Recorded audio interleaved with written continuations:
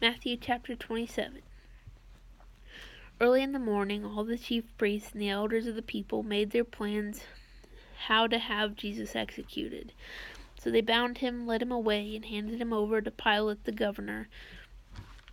When Judas, who had betrayed him, saw that Jesus was condemned, he was seized with remorse and returned the 30 pieces of silver to the chief priests and the elders.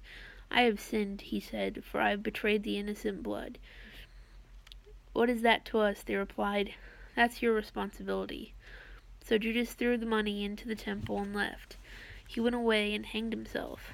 The chief priests picked up the coins and said, "It is against the law to put this into the treasury, since it is blood money." So they decided to use the money to buy the potter's field as a burial place for foreigners. That is why it has been called the Field of Blood, and to this day. Then what was spoken by Jeremiah the prophet was fulfilled. They took the 30 pieces of silver, the price set on him by the people of Israel, and they used them to buy the potter's field, and the Lord commanded me. Meanwhile, Jesus stood before the governor, and the governor asked him, "Are you the king of Jews?" "You have said so," Jesus replied. And when he was accused by the chief priests and the elders, he gave no answer. Then Pilate asked him, "Don't you hear the testimony they are bringing against you?" But Jesus made no reply, not even to say a single charge, to the great amazement of the governor. Now it was the governor's custom at the festival to release a prisoner chosen by the crowd.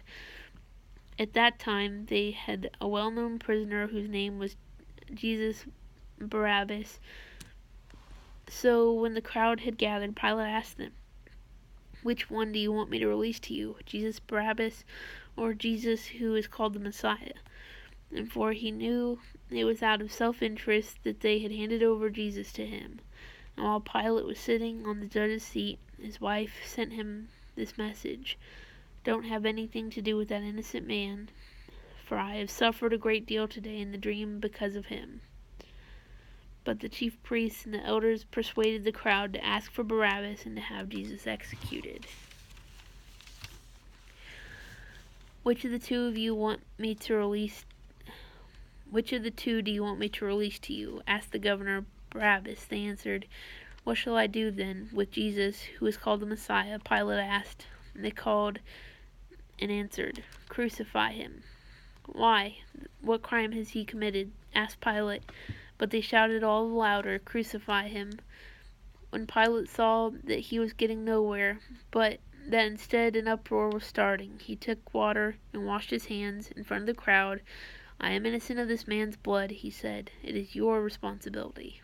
All the people answered, "His blood is on us and on our children." Then he released Barabbas to them, but he had Jesus flogged and handed him over to be crucified.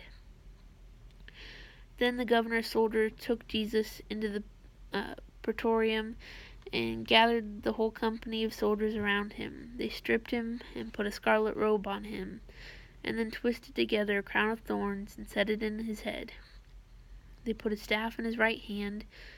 They knelt in front of him and mocked him. "Hail, King of the Jews," they said.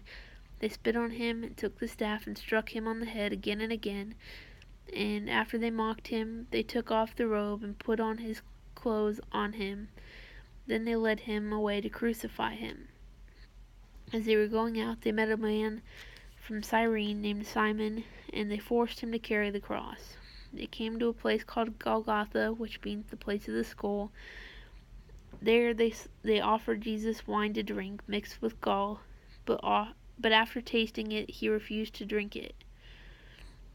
When they had crucified him, they divided up his clothes by casting lots, and sitting down, they kept watch over him. Above his head they placed the written charge against him: "This is Jesus, the King of the Jews." 2 rebels were crucified with him, one on his right and one on his left. Those who passed by hurled insults at him, shaking their heads and saying, "You who are going to destroy the temple and build it in 3 days, save yourself. Come down from the cross, if you are the Son of God." In the same way the chief priests, the teachers of the law, and the elders mocked him. "He saved others," they said, "but he can't save himself. He's the King of Israel. Let him come down from the cross, and we will believe in him." He trusts in God. Let God rescue him now if he wants him. For he said, I am the Son of God. In the same way, the rebels who were crucified with him also heaped insults on him. From noon until 3 in the afternoon, darkness came over all the land. About 3 in the afternoon, Jesus cried out in a loud voice, Eli, Eli, lema sabachthani, my God, why have you forsaken me? When some of these standing here heard this, they said, He's calling Elijah.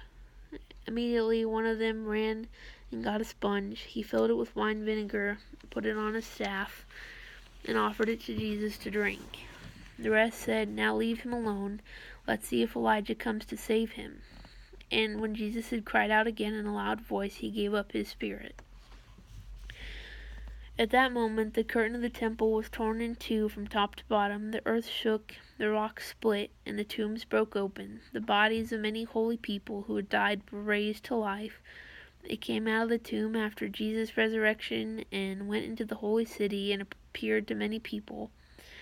When the centurion and those with him who were guarding Jesus saw the earthquake and all that had happened, they were terrified and exclaimed, Surely he was the Son of God. Many women were there watching from a distance. They had followed Jesus from Galilee to care for his needs. Among them were Mary Magdalene, Mary the mother of James and Joseph, and the mother of Zebedee's sons.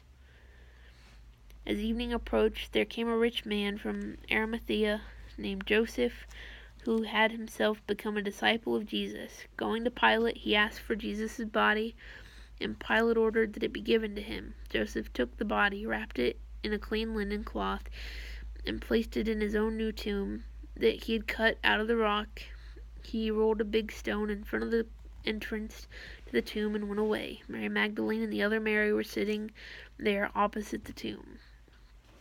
The next day, the one after preparation day, the chief priests and the Pharisees went to Pilate. Sir, they said, we remember that while he was still alive, that the deceiver said, After 3 days I will rise again. So give the order for the tomb to be made secure until the 3rd day. Otherwise, his disciples may come to steal the body and tell the people that he was raised from the dead.